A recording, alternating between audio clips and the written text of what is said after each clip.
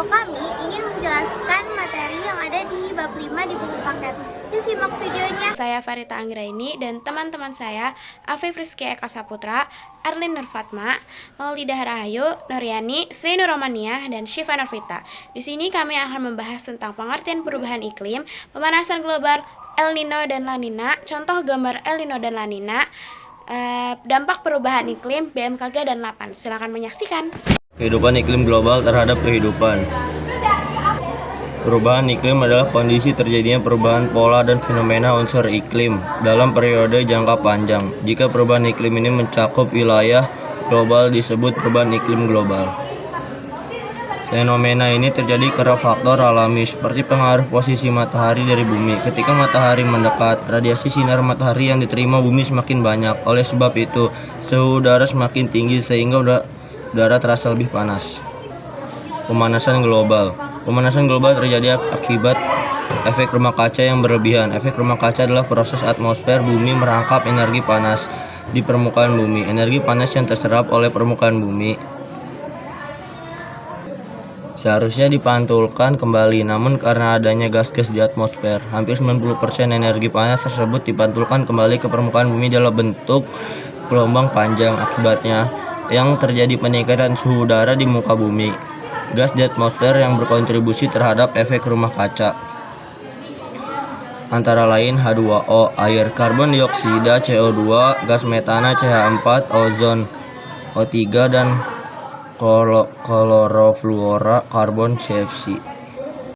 El Nino adalah anomalia yang terjadi di Samudra Pasifik bagian tengah di wilayah sekitar perairan Peru yang ditandai dengan meningkatnya suhu permukaan laut. Pemanasan suhu laut ini meningkatkan potensi pertumbuhan awan di Samudra Pasifik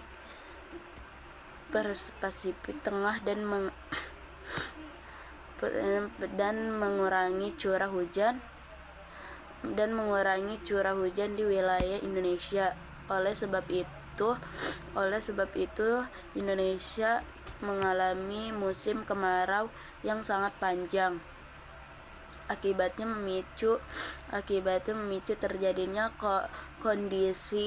kondisi kekeringan untuk wilayah Indonesia secara umum. Dan La Nina adalah fenomena yang berkebalikan dengan El Nino. Ketika La Nina terjadi, wilayah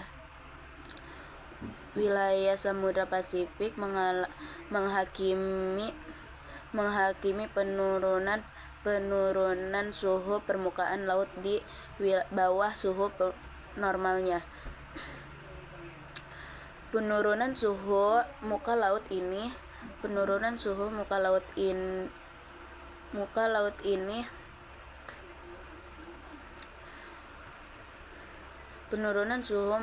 ini mengurangi potensi awan di Samudra Pasifik.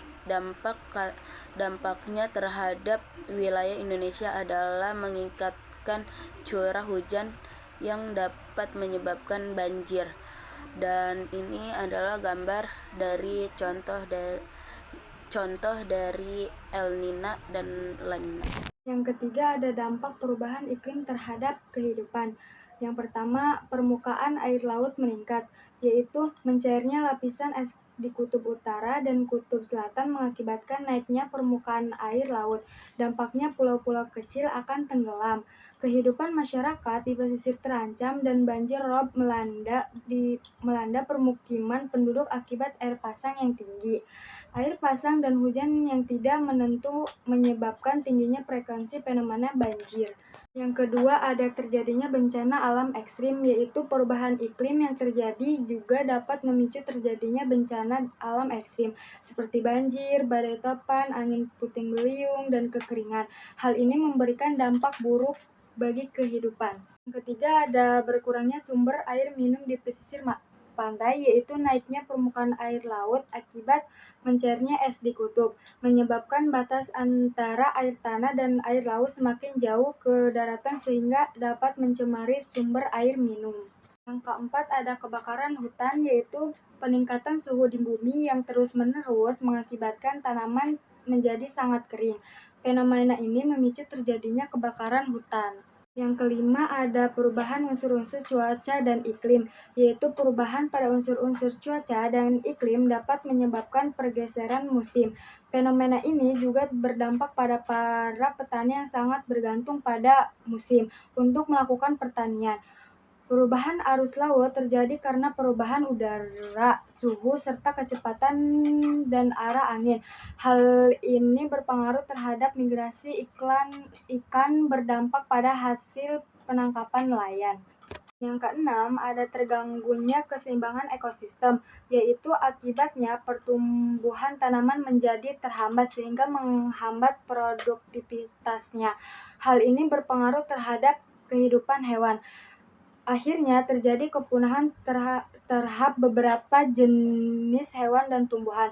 Pemanasan global juga berdampak pada perubahan habitat hewan yang melakukan migrasi untuk menemukan habitat baru yang sesuai.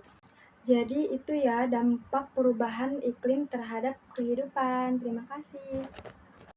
Lembaga-lembaga yang menyediakan dan memanfaatkan data atmosfer. Yang pertama, Badan Meteorologi dan Klimatologi dan Geofisika BMKG adalah lembaga pemerintahan non-kementerian yang mempunyai tugas melaksanakan tugas pemerintahan di bidang meteorologi, klimatologi, dan geofisika Indonesia.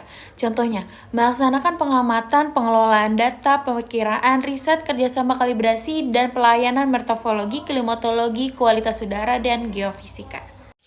Lembaga Penerbangan dan Antariksa Nasional atau LAPAN. Lembaga Penerbangan dan Antariksa Nasional adalah lembaga pemerintah non-kementerian yang melaksanakan tugas penelitian dan pengembangan kedirgantaraan dan pemanfaatannya di Indonesia. 4 bidang utama LAPAN, yakni penginderaan jauh, teknologi dirgantara, sains antariksa, dan kebijakan dirgantara. Nah, itu dia penjelasan materi dari kelompok kami.